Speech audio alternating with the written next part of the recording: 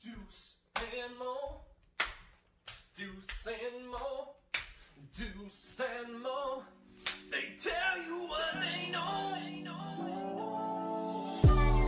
Do it for Deuce and Mo. Deuce and Mo. Hey. Do it for Deuce and Mo. When it comes to the Kings, it's my favorite show. Do it for Deuce and Mo. Deuce and Mo. Hey. Do it for Deuce and Mo. When it comes to the Kings. Big hopes and dreams as we cover our kings. Never cover the kingdom, but we loving our kings. And we covered your prayers as we doing our thing. Big Deuce with the par, Lil Mo on the screen. Solo or together, still do it for team. Never switch up for $1 or revenue stream. So we always got each other, balance out the beam. Deuce and Mo, and that's the end of the theme song. Do it for Deuce and Mo. We are live! The first Friday night of 2026. Woo! Fake enthusiasm. No! I don't know why that made me happy. I didn't even know it was Friday. Well, you know what? What's good? We get to spend it with you. How we doing, everybody? Oh my gosh. Hey, Morgan. Hi. I'm rooting for y'all. Yeah. What about those 8-27 Sacramento Kings? Nope, it's Friday. You can't bring me down. Appreciate everyone hanging out with us tonight as we talk basketball, talk about what went down this game, and of course a lot of people panicked a little bit about Maxime Raynaud. Hopefully it's nothing serious. He went down in this game in the fourth quarter, but he says he thinks he's fine. He'll get an MRI. The exact quote, and I was going to say it for the pod, but I see a lot of people talking about it in the chat right now. I'll be fine. It was just scary. I think it was just an unpleasing sensation you're not used to. He says he believes he avoided serious injury. That's what he told Chris Biederman from the Sacramento Bee, who was in Phoenix covering the game. It's so funny. I was on the post-game show and I was like, all right, yeah, we won't, we're not going to speculate or whatever.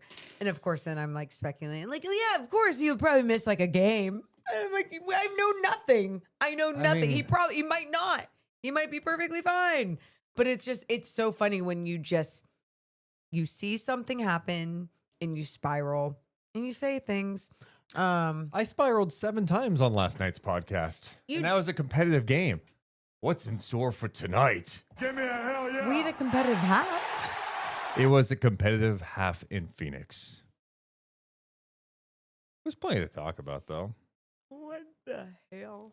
But we do appreciate you guys so much. Shout out to the people, the basketball sickos, because if you're rolling through a Sacramento Kings podcast after another blowout game, you are a certified basketball sicko. And for that, we appreciate you, including Banta, Relax, Scout. A lot of the regulars are in the building. Jay Volensky, Jesse James. He's been here a long time. Volensky, Digital Henry, Sean, Greg, Manny, too, legit, Fangirl, all you people here. Thank you so much. We appreciate it.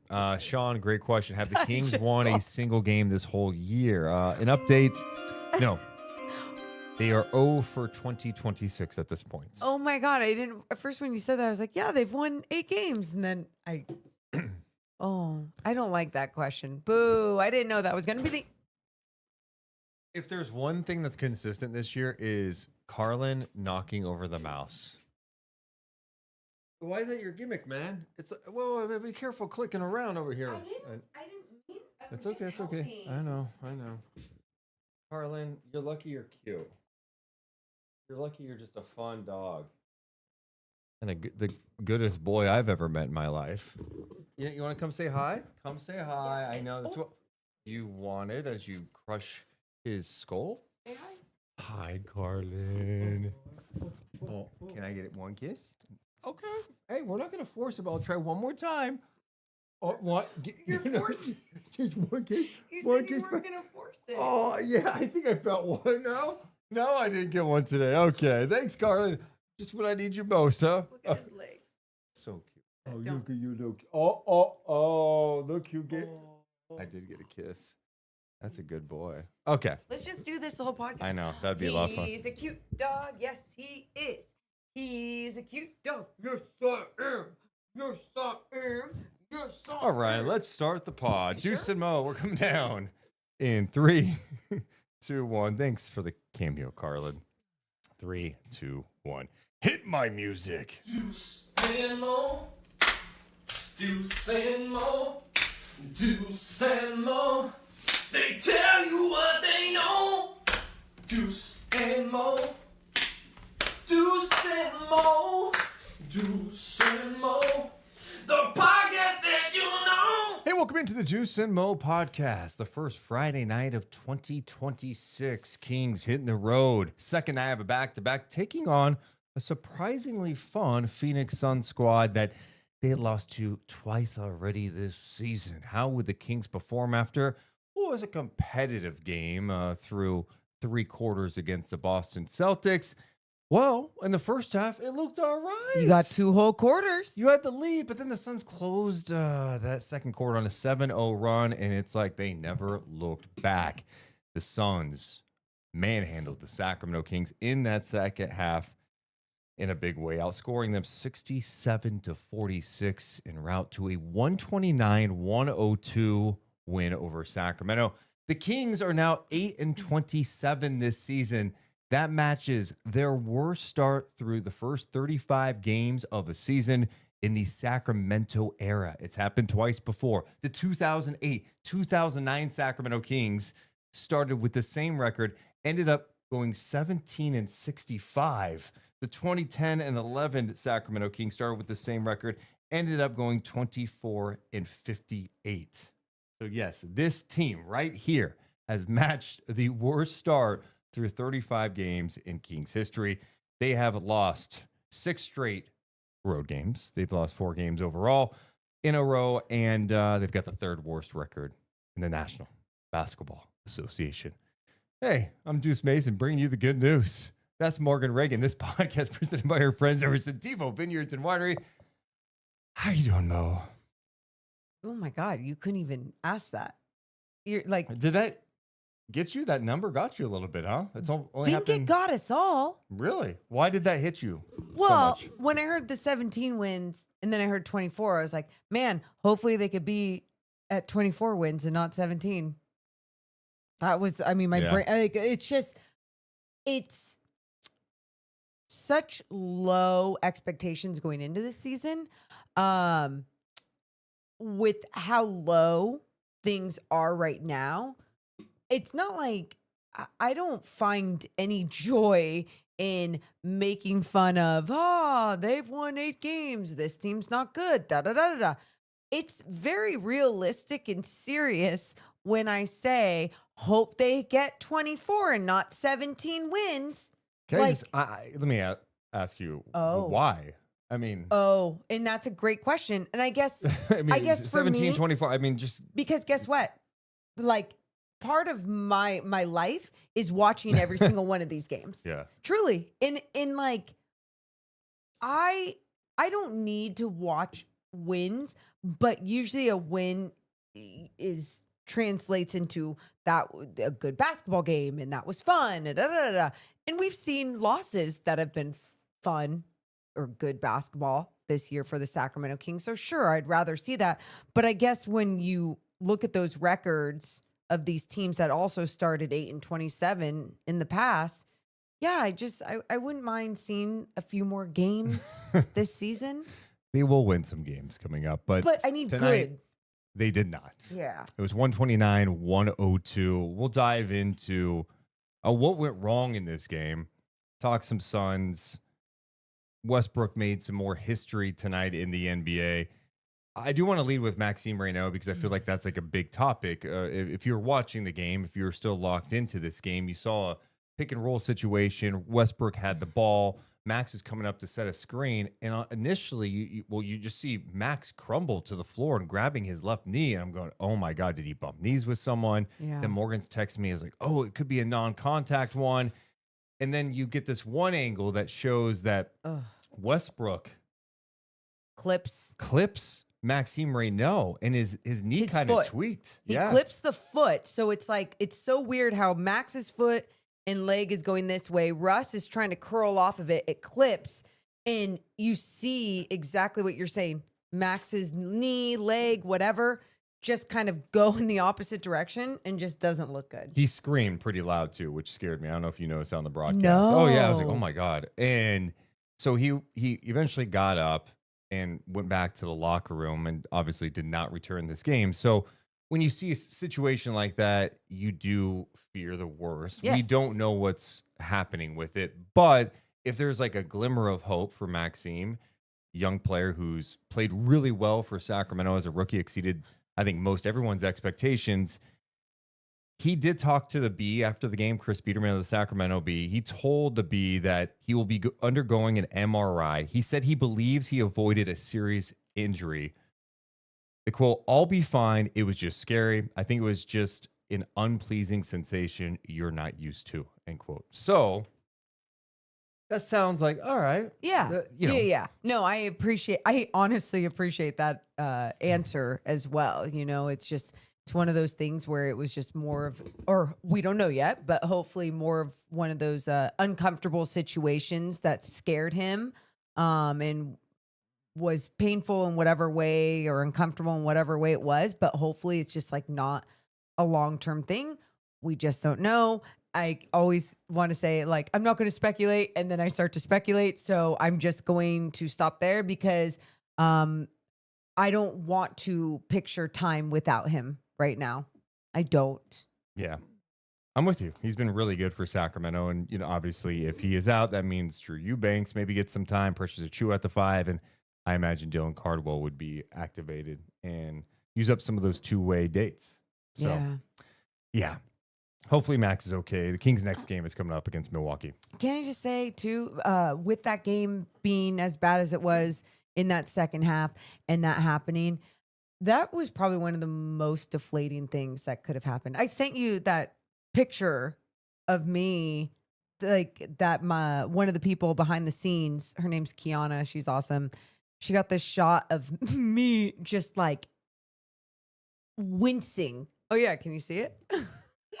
This is Morgan when Max goes down. The moment it happened and she's in the back and she's, you know, screenshots, clips this, whatever, and sent it to me. And I'm like, yeah, I can only imagine that's how so many people felt in that moment. Like if you were still watching the game, just because it wasn't just about Max looking uncomfortable and all the things happening right there. It was just like, no, you're our happiness right now. You're our bright spot in the darkness right now.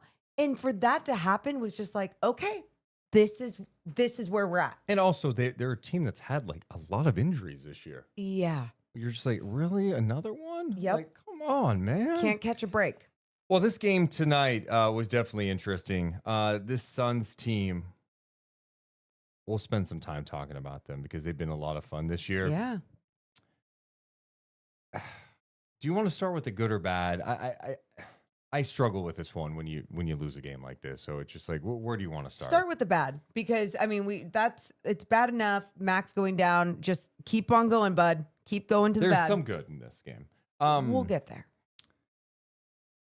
Look, the second half was just brutal, and I give a lot of love to Phoenix because they just play an aggressive style. They're handsy and they're physical, but Sacramento was just atrocious in that second half. Yes. They were outscored 67-46. They shot 29% from the field in the second half. Phoenix shot 64% from the field. You know, I think watching this team offensively, especially when it's bad, and we've seen a lot of bad offense this year. The Kings are near the bottom in offense and defense this season in the NBA. They've got the worst point differential in the NBA. So there's been plenty of bad. But the thing that's just so striking to me is just how deliberate and static the offense can be at times. And while I was waiting for you to get here, you were coming back from San Francisco at the NBC studios. I was going back and watching the third quarter and some of the fourth. And it's just like, what are they trying to accomplish offensively?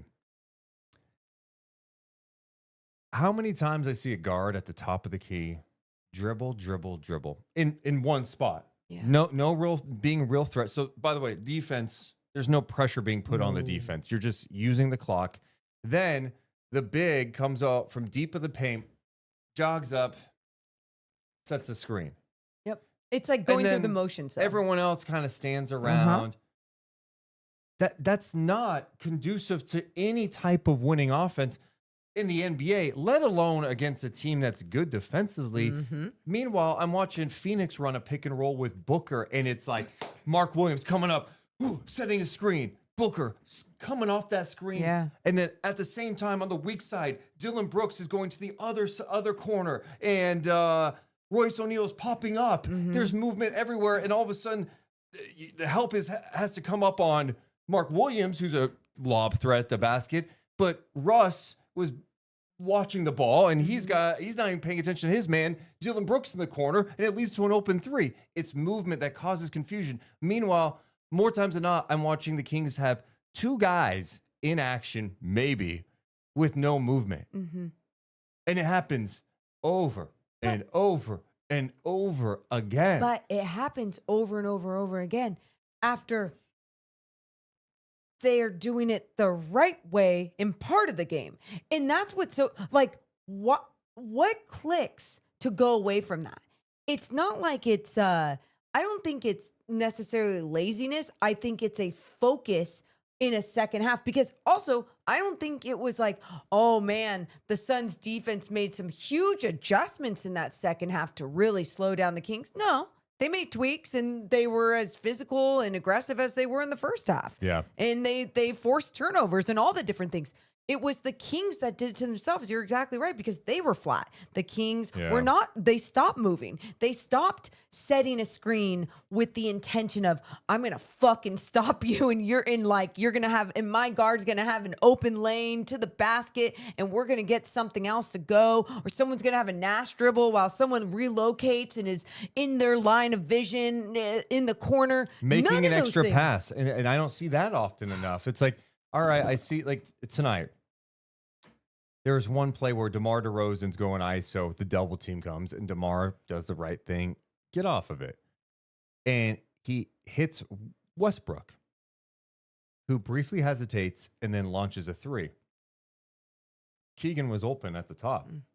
Just swing it one more time. I'm not even saying Keegan has to take the shot, but maybe Keegan pump fake. But no, Take the shot. Take the shot, or if they can recover. Hear me out. My point is, action creates the defense.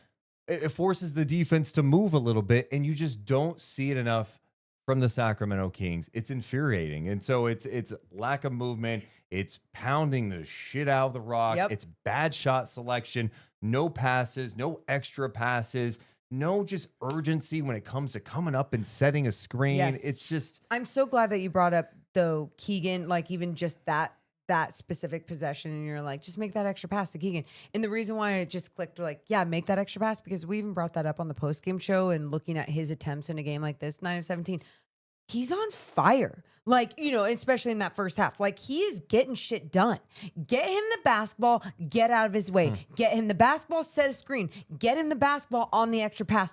Get the hot hand the basketball. Get your man the basketball. And it's just, it's something that DeMar DeRozan has done a good job of talking about when Keegan was coming back. Like, this is his team. You know, we want to make sure we're doing this. And you saw DeMar even take a step in like evolving his game, changing what he wanted to do as a player out there, and understanding what Keegan could do out there. And I just feel like that same mentality doesn't go for everyone. And when Keegan is finally like on fire like this, like he could do what he did in that first half, it seems like almost every night in the NBA.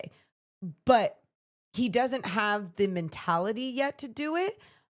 He doesn't have the roster or the pieces to also like empower and push it and whatever else. But like in a game like this, Deuce, even on that possession that you're talking about, get him the rock and let him shoot the ball. Let him go to work. Same play happened with a different unit when DeMar was out there. He was doubled, and the ball did swing around, and it led to an open three that was in.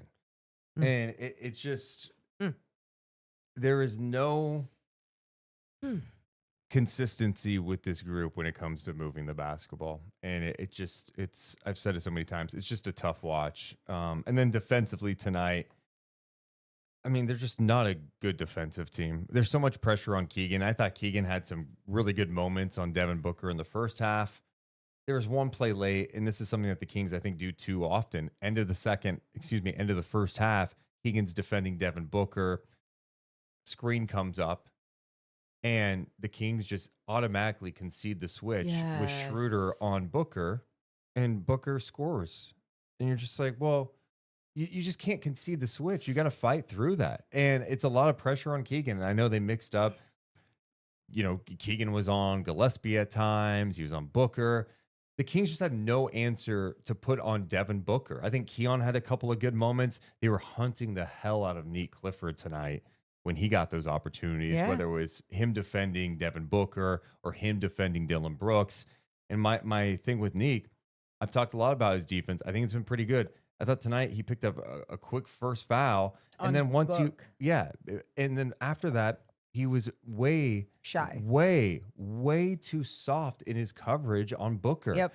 And I'm seeing him defend Booker going, you are defending him as if you're like one of his developmental coaches at, shooting around before the game, where you're just like, hey, don't want to touch him. You don't want to touch him. You're just there to like contest the shot. And Devin was playing not to pick up that other foul. It's like, no. You mean Neek? Did I say Devin? Yeah. Neek Clifford needs to be up in his airspace. Make him feel.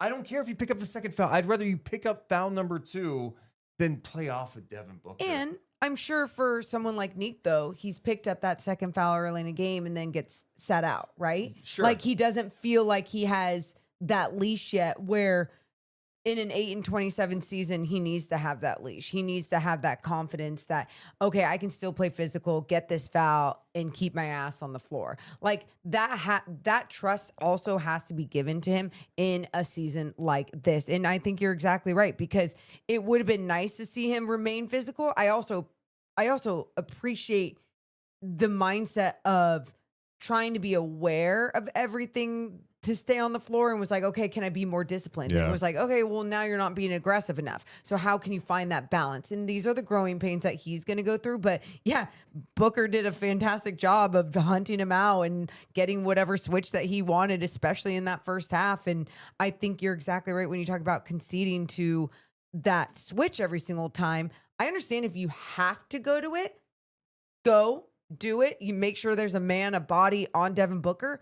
But if you can navigate that screen, especially how many times we've talked about Max in any sort of pick and roll or 2-man situation, he does such a good job of stunting the person with the ball, allowing someone, usually Keegan, to recover back on that person. And I just think there needs to be a little bit more of that, even with some of these other guys. Yeah, and they hunted Precious Achua a couple of times too. And that's the one thing with the switching, and it's not just exclusive to the Kings, but I just don't understand. Like, you shouldn't be switching when you don't have a whole bunch of versatile defenders. There's some lineups the Kings can be more switchable for sure, but there's some lineups they shouldn't be super switchable. I agree. So I agree. those were kind of the bad things. I mean, there was a lot. I mean, Devin Booker was awesome in this game. He didn't even play in the fourth quarter. He had 33 points in 27 minutes. Yep. 13 of 21 shooting in this game for Booker. Dylan Brooks added 18. Gillespie with 15. Iguodala had 15. And as shout out to Jamari Bouye, who's been just grinding in the G League for the last couple of years. And he was beyond impactful in this game with 12 points. He had 4 steals, 6 of 9 shooting for the USF Dawn legend.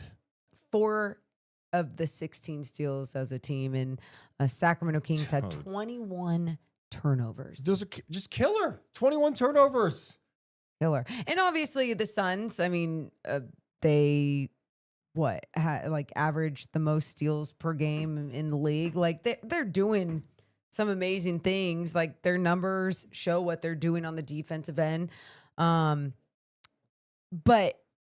it just felt like in that second half, the Kings were just not controlling the things that they could actually control. So, yeah, it was killer. It was not good. The good from tonight, I thought Keegan Murray, I liked how aggressive he was. And, Morgan, you point out they should have gone to him more at stages, especially when he got going late. But I thought he had some really good looks. He also made some mistakes along the way too. But one of the things I really liked is them using him in pick and roll situations. Have Max come up, set a screen, and allow Keegan to make something happen. He gets some good looks in the mid-range out of that. Yeah, he does. He got a three-pointer out of that tonight.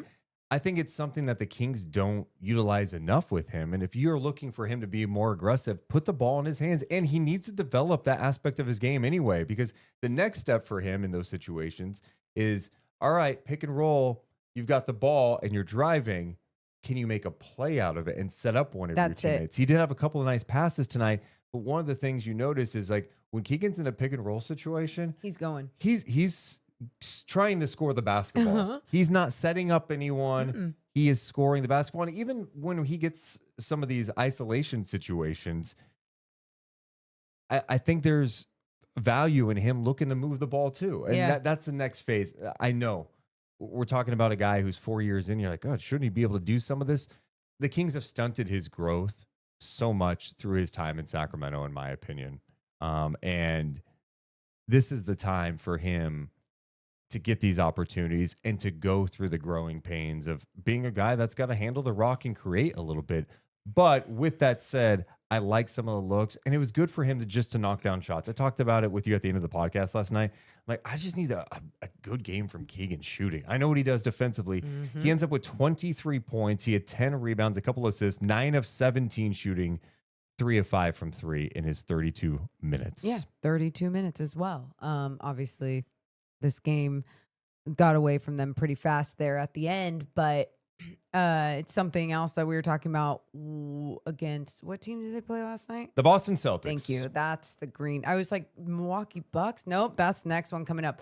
Going up against the Celtics last night, the Celtics did such a good job of packing the paint, and felt like when he was also going to the basket, he was trying to go through multiple bodies that were there. And there were some good looks where he was just missing some bunnies, whatever. But tonight I thought he had just a different approach to how he was going to go into the middle of the paint. He was like, I'm going to stop, pop, elevate over anyone. I'm not going to just go through them if I don't need to. Yeah, take that mid-range shot. There's nothing wrong with it. And it looked real pretty tonight. He looked super confident. They give him the green light to just go. And when he takes it like this, it's yes, please. Yeah, it was good to see because after last night, I was watching back that Celtics game and just watching his shot attempts. And I'm like, man, like some of it was just Boston's great defense and, Keegan trying to force it when he's driving. That's what we talk about. Like, hey, get off the ball, like make a play. But, when you're missing shots like that and you're settling mainly for, trying to get to the mid range and you don't look explosive around the basket, I get concerned about the calf. I mean, for sure, that's going to impact you shooting from deep. I mean, Mark Jones mentioned every single part of his body that was like hurt. Oh, yeah, because I was asking them about, like, hey, does the calf not look fully ready? Like, does he look okay? Like, how does he bounce back after the last game? And everyone's just like, like you trust the medical staff. And it's like, absolutely, you trust this medical staff. They wouldn't have. But it's also like he's a competitor and working through things too. So it's just like, how do you find that balance? And it just felt like tonight, maybe sometimes the balance is exactly what we're saying with just like making sure those minutes, it's not a 40-minute game all the time. Appreciate all the basketball sickos hanging out with us tonight. If you haven't done it yet, hit the thumbs up and subscribe. All it does is help our channel grow. That's all. That's all I say it every episode. Just do it. It just helps our channel grow. Make sure to, after the podcast is done, hit the comment section too. We're on the road to 22,000. On the road to 22,000. Yeah. Let's go. Not too many more to go. So hit that. What is it?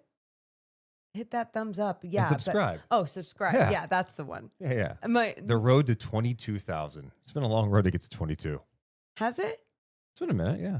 Oh. We decided we were going to do a podcast about the Sacramento Kings. That's true. Okay. We talk some other NBA too, but when you're primarily talking about one of the worst teams of the last, 25 years. Crazy when you put it like that. Man, when you're a real fan of a team, though, It's like 20, but you don't look at it like that, Because like I've enjoyed all these years. I will say this year, this is like when I say it's hard. I remember like Buddy Hield years. What was hard was questioning effort. yeah. And not being able to always analyze things because it's like, wait, are they even trying on multiple possessions, blah, blah, blah. But with this season, I'm not questioning that. It's more like when you're analyzing a game where half the game is good and half the game is just shit, it's really hard to talk about the good without people being like, yeah, but who cares?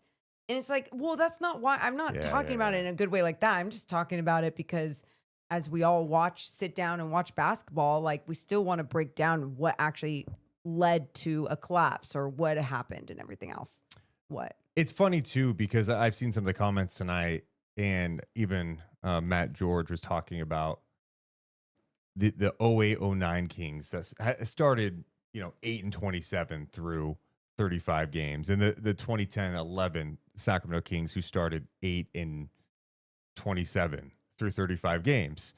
And he's making the point that both of these teams were more interesting than this year's group. And I'm just like, all right, this is where we're at in the season, where we're comparing, hey, which bad, really awful team was the worst or the best to watch? Let's talk about it. And he had like this full list. He says 08-09, Kevin Martin's best scoring season of his career, where he was a menace from three. Bobby Jackson, Brad Miller, giving us that last bit of fun from playoff years. Bano's stop and pops, if you know, you know. Rookie Jason Thompson was a lotto pick and interesting. All right. I remember the 08-09 Sacramento Kings. 17 wins. It was awful. Okay. No one was talking about Bobby Jackson was his final year and he didn't play and he was bad. Okay.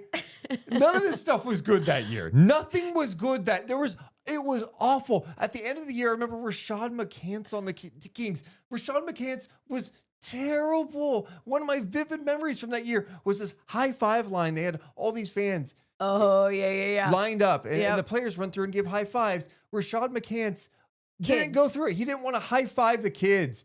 All right. This was bad. That team, I'm telling you, that was awful. Matt's such a little shit because in 5 years from now or whatever it's going to be when the Kings like only win 17. Russell Westbrook was breaking records. Yes. Maxime Raynaud's double-doubles. That was interesting. Do you remember the rookie Maxime Raynaud being a second-round pick and just really taking the league by storm or something? He'll say something clickbaity bullshit. Love Matt, but he will do that. I mean, both of those teams were more interesting than this year's group. No, they weren't, okay? And this group's not interesting anyway. But like, the fact is, there's too many teams that started 8 and whatever, Matt, 27. Get out of here. Oh my God. You little 08-09 was, and what was crazy about that year is they had the worst record in the league, 17-65, had the best odds to get the number 1 pick, and they did not get the number 1 pick. They fell to number 4. And they drafted Tyreek Evans, who won Rookie of the Year. And you think, oh my God. Yeah. I like people their comments about that team. Kenny Thomas was so slow. You guys. 2008-09 Kings. Let me just look at this for a second. Let me just read you some of the names. Okay. All right. Oh, no. Because the chat was doing this too. This is not just Matt. Calvin Booth. Yeah, I remember that. Calvin Booth was on the former Nuggets GM. He was on the team. What a time. Bobby Brown. Oh. Ike Diogu. Oh, my God. Let me just tell you about something. At the end of the season, Ike Diogu had a string of games where it played well, and Kingston's like, dude, you bring him back? Like, this guy could play. Never really played in the league again. Quincy Doobie, Francisco Garcia. Drew Gooden played 1 game. He got traded here, played 1 game. They bought him out. He goes to San Antonio. How do you remember that? That's really impressive. It was a year from hell. That's why. Okay?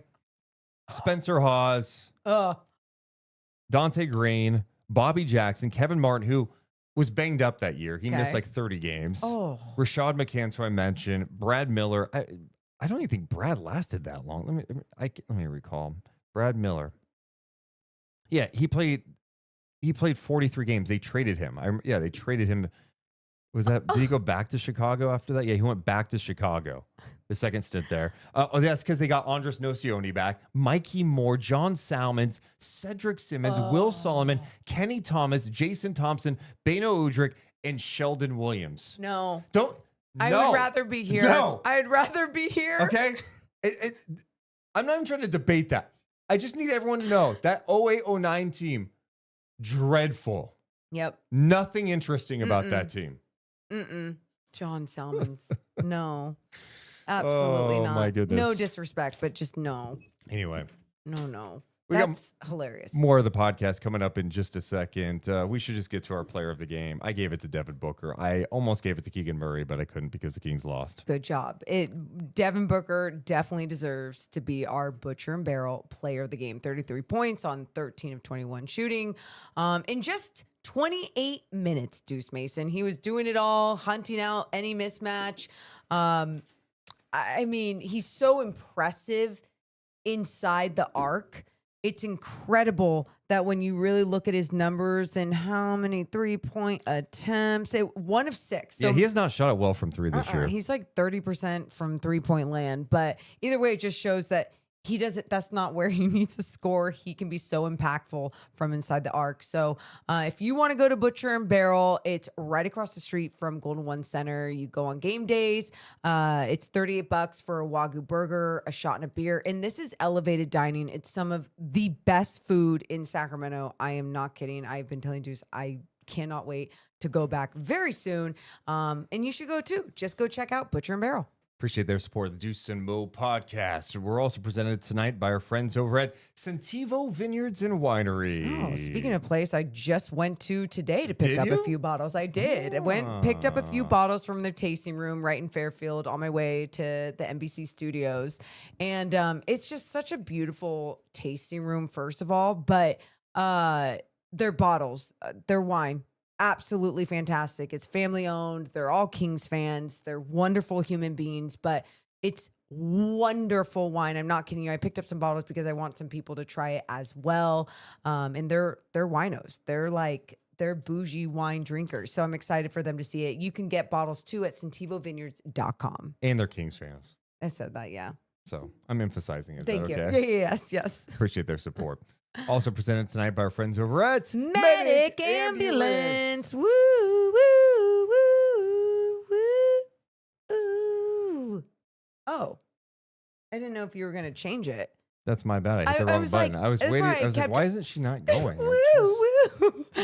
We've teamed up with Medic Ambulance, the trusted name in emergency medical services across Northern California. From life-saving responses to being the team behind the scenes at your favorite events, Medic is here to serve. Learn more at medicambulance.net. All right. Thanks so much to everyone for supporting the podcast. Where did I want to go next? Morgan Reagan. Did you have a thought on something good? I want to talk about the Suns for a second. Oh, okay. That's probably where you wanted to go, and that's why you were talking about Butcher and Barrel player of the game being Devin Booker. The Suns, their Vegas over-under was really low this year, lower than the Sacramento Kings. No one thought that this team was going to be good, and they're 20-14. Mm-hmm. What are they long-term? I don't know, but I got to say, the way that they have moved off Kevin Durant and Beal and just reshaped their team, and they have an identity. And a huge credit to Jordan Ott in his first year as head coach. Yeah. When you play Phoenix right now, they're going to play with aggressiveness and force on both ends. They're going to push the paint or push the pace. Defensively, they're going to be handsy and physical. They're athletic. Dylan Brooks, whether you like him or not, is having a hell of a year. Yep. Devin Booker, still Booker. I think Mark Williams has been a big pickup.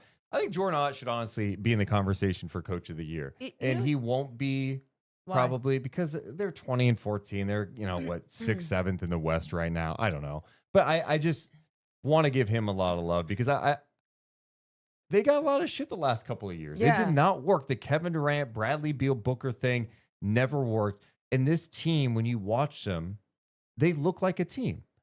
Now, Does it mean they're going to make some deep playoff run? No, I have to see more. They're 13-4 against teams below 500. So they've really done a good job just beating up on some bad teams.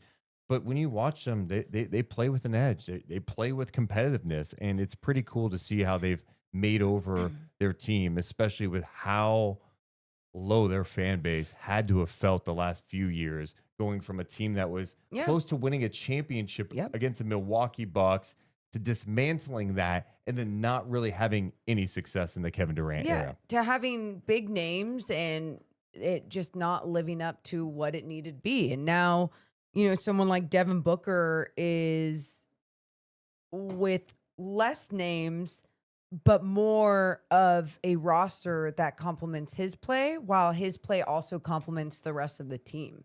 And you talk about the identity that they have on both ends of the floor.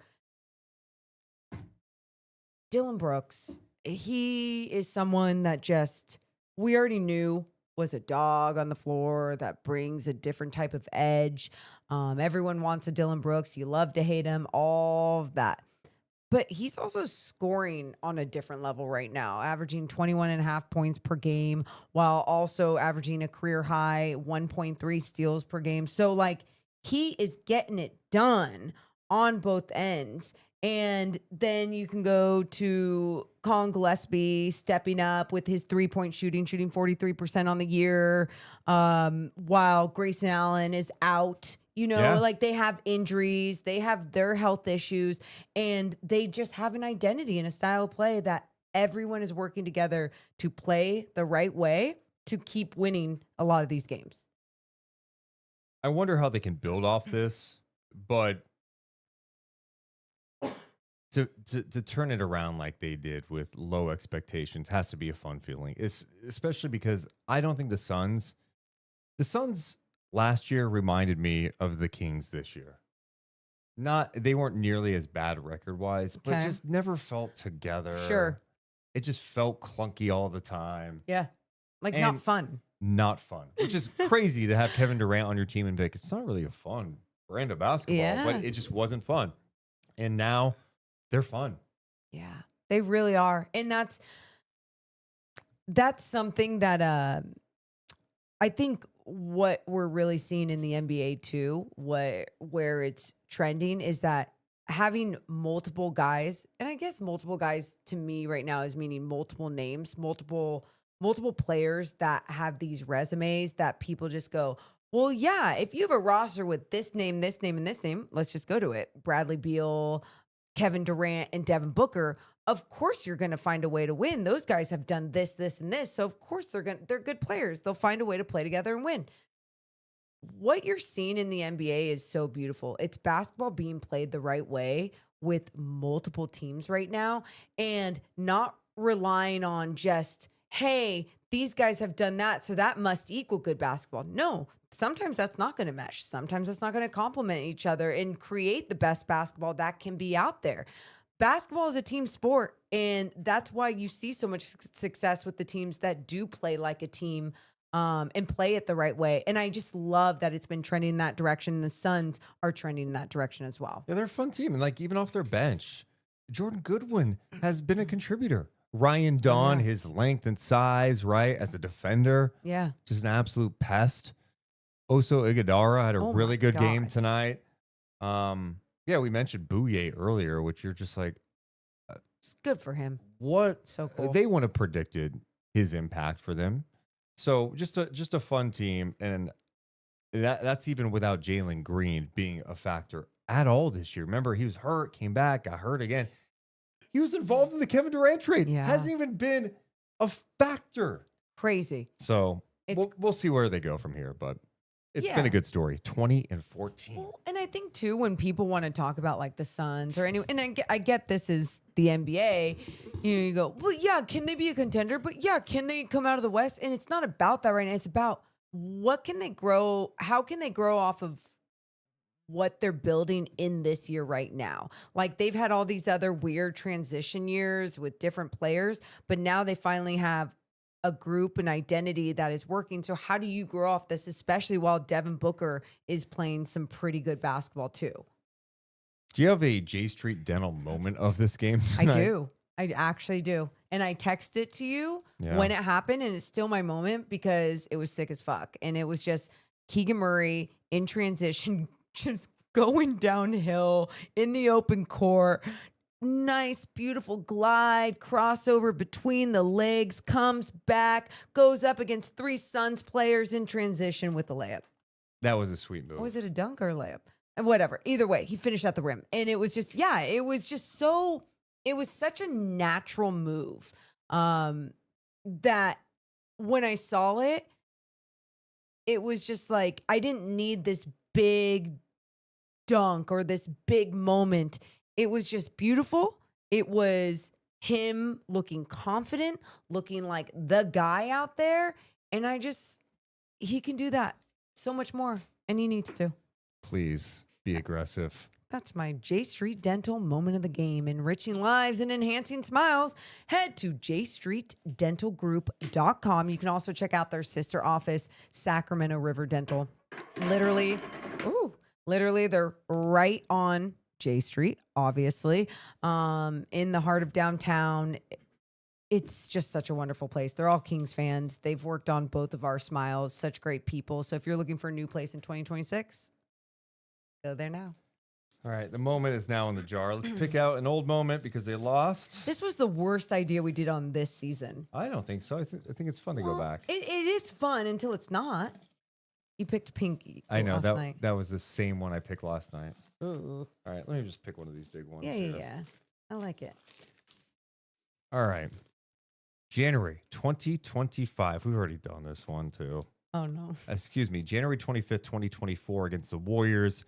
134-133 Kings win. Harrison Barnes, a career high 39 points and 2 key defensive stops in this game. Wow. I might question myself. The Kings did win that game. I feel like I did the same thing the last time. 134, 133 Kings. Why did I do this? January 25th, 2024. Yeah, the Kings did win that game. I think it was literally the same one. The Kings held on to win, and the Kings had 2 big defensive stops. One, Harrison Barnes, Kuminga, and then Herter and Fox on Steph. Ooh. There you go. What a fun time. The good old days, huh? Oh, that was so long ago. The good old days. I remember he went off. It was a lot of that happened in the first half. He was on fire. Just like Devin Booker tonight, who had 20 in the first quarter, by the way. It was fun seeing him go off. Like, no one could stop him. But what was frustrating was just, again, the Kings' inability to like fight through a screen and just like not switch everything. All right, Morgan, I want to play a little game with you. Ooh, I love a game. Oh.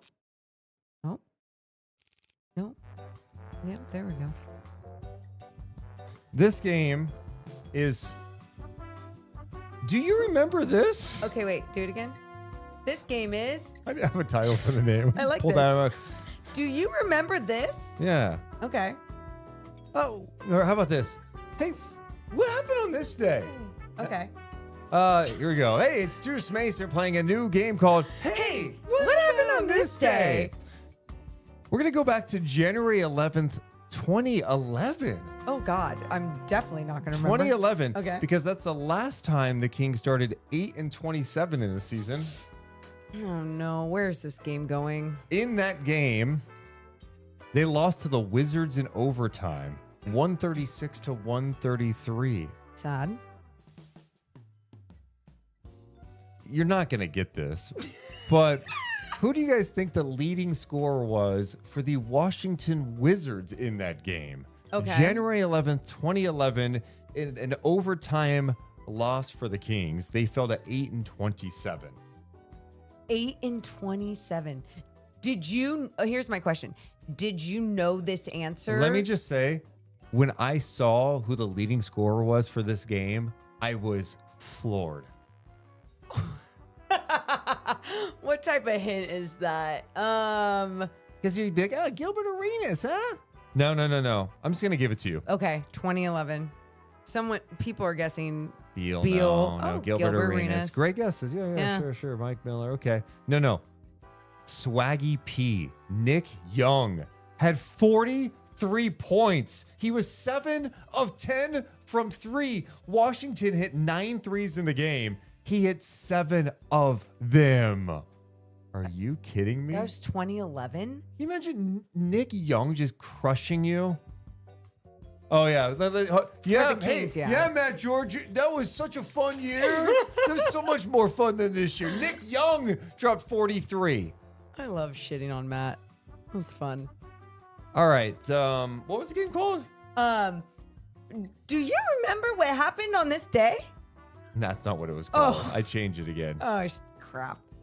Hey, what happened on this day? Is that it? Okay, ready? Hey, what happened on this day?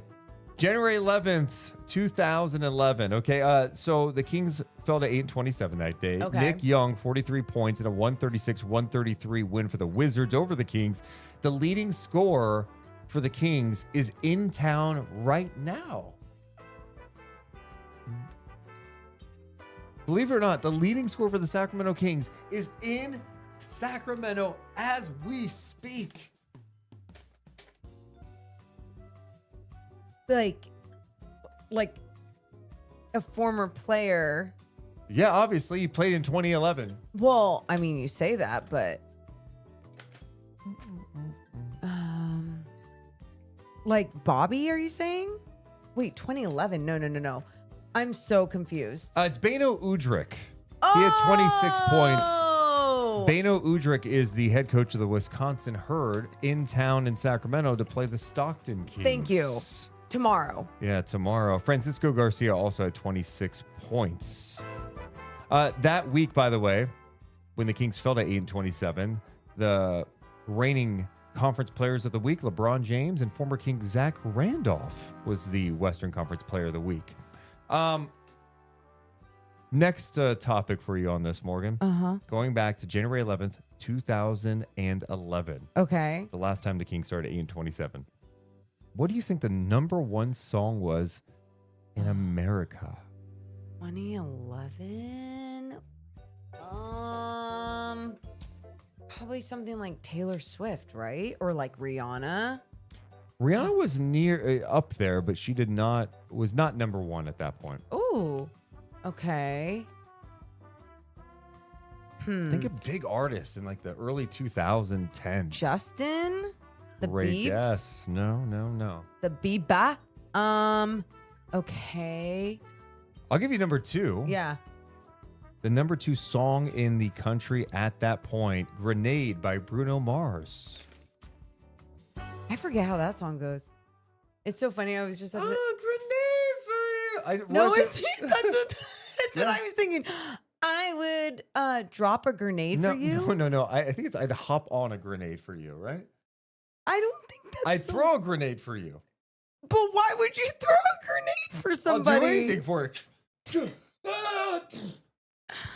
Or I would like take a grenade for you? I would take a grenade. That's No.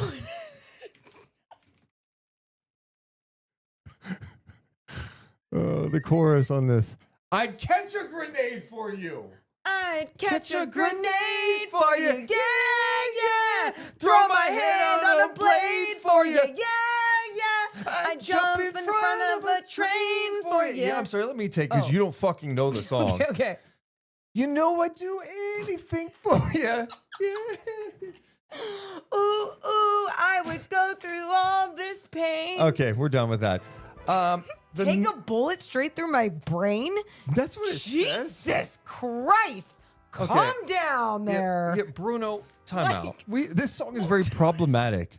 I'd catch a grenade, throw my hand on a blade. What are you, Harry and Marv going through the Home Alone house? And why are we picturing a bullet going through your brain for someone else? Like I would die for you, baby. And that's fine, but like you went through the details and it got gruesome and I don't like it. That's not love. That's not love. Number 1. Okay. Oh yeah, back to that. That was number 2. Okay. Can you imagine what number 1 was? Oh God. No. Or maybe tell me the artist and let me see if I can get the song. She went to space last year. Katy Perry. it wasn't. I Kissed a Girl came out way. Okay, so was it California, whatever that song? California girl, you're undeniable. No, it's Baby, You're a Firework.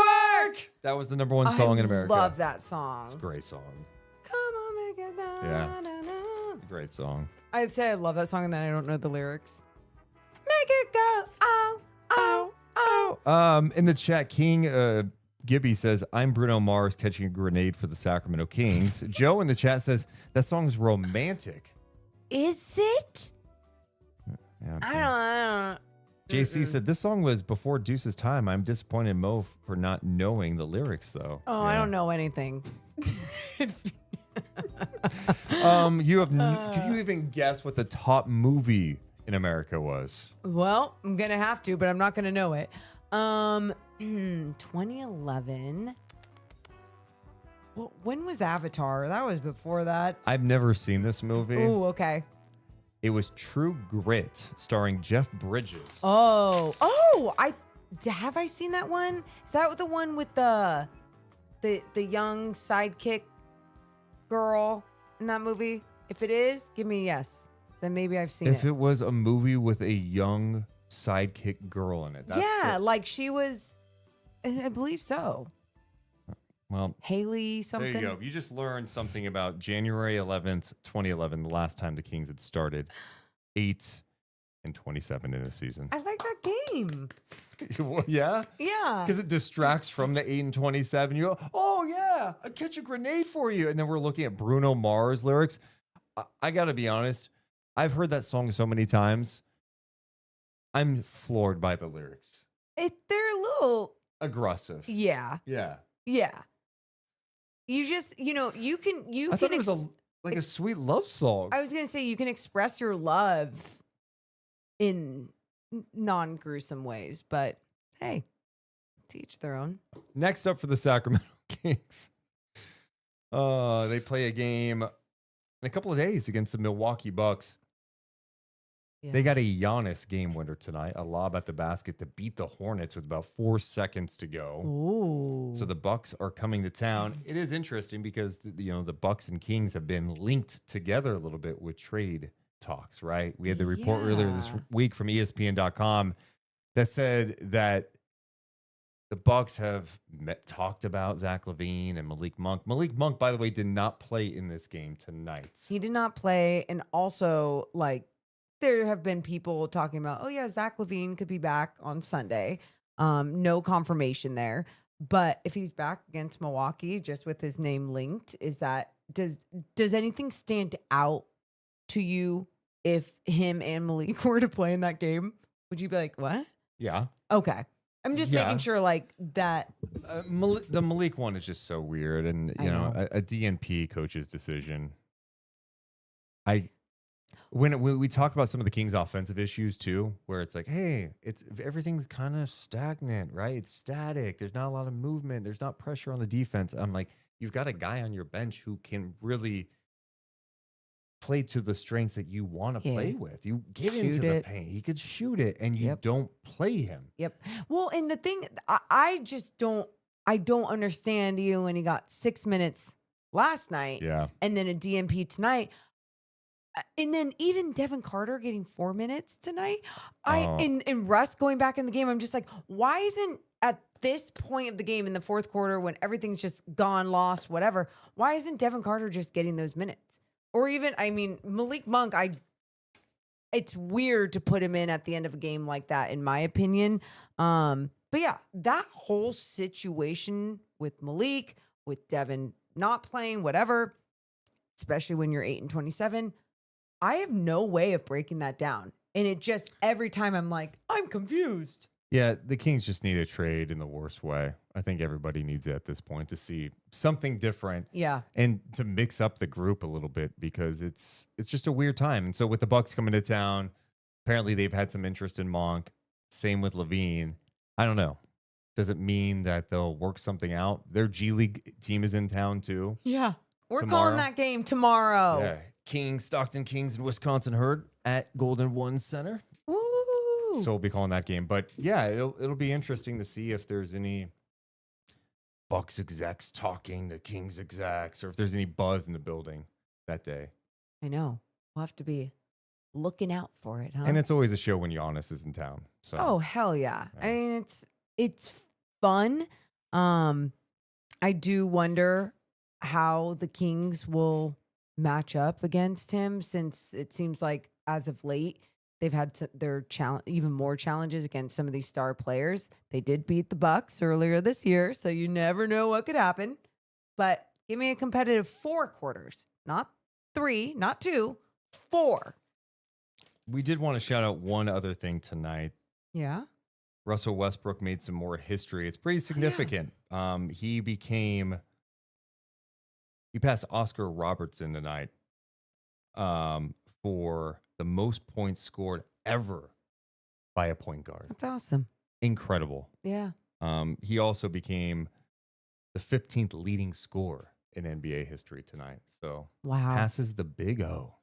It's really impressive what Russ has done in his career, in every single game, just breaking a new record. It's really cool. Yeah. I mean, most points by a point guard. I know. It's crazy. I know. So congratulations to him. I'm sure. I don't know. Like, how do you feel after that? Like, are you going, that's awesome? Or you're like, we lost the game. I think he'll be able to really reflect on that after the season. Yeah. Because I was thinking about that too, when it's like, oh, it's a low point. Like, even if he didn't have a connection to Sacramento, because it's like, yeah, I'm here. This could be a 1-year thing, whatever. I don't know. It's just, it would be really hard to wrap my head around breaking a record almost every single night after a shitty game. Yeah. So yeah, you got to reflect on it, probably process it after the season. Yeah. That's fair. But I don't know. All right. Final thoughts. What? Yeah. Yeah. January is going to be the toughest month. Jesus. That's going to be the toughest month to get through a little bit here, huh? 31 days. It's long. Oh, right. shit. The weather's cold. There's a lot of rain, but also the Kings are not a good basketball team. And I think everybody's just waiting to see some sort of action happen. You know, over the last few years, the Kings haven't made a lot of significant trades. They haven't. You know, there's been a lot of like, hey, they're in on Pascal Siakam. Just kidding. Almost trades. Oh, is that what they do? And then last year, they, of course, make one that they probably regret making, I would assume. Yeah. Right? With De'Aaron Fox and the Levine deal. And so I think people are just so ready to see change. And so, I don't know, be as patient as you can. We do appreciate you guys, like, being with us after games still. It does mean a lot. So thank you. No, we enjoy it so much because it's like what we said from when we started this podcast was we were, after every single Kings games, talking just like this, but without cameras, without lights and an audience or whatever. And we were like, oh, we should just do it as a podcast. And then we started doing it as a podcast instead of just doing it that with each other. And then a community started build. And then we all got to do that together. And it's so cool that even through some of the shittiest times, like, you guys are all still here hanging out. It's like, you're the real ones. You the real ones. So thanks. We love you guys so much. But we got to go. You all have a wonderful rest of your night. See ya. Deuce and Mo, Deuce and Mo, Deuce and Mo. They tell you what they know. Deuce and Mo, Deuce and Mo, Deuce and Mo. The podcast that you know.